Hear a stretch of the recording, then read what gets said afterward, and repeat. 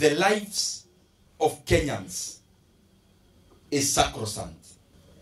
And as a leader, either elected or appointed in any position of government, it is the right of Kenyans to give their voice about the conduct of your office. They may criticize you because you are in a public office.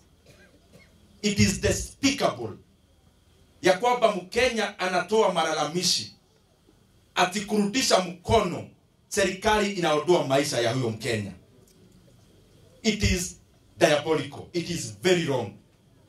Na tunasema hawa watu wote, watu ambao wako kwa positions ya uongozi, we must respect the lives of Kenyans. Na hii mambo ya kutisha wa Kenya lazima ikome. It has to come to an end. If you feel the heat is too much when you are in a government office, you don't want to be criticized. You don't want Kenyans to give your opinions about your conduct. Safari ni moja tu.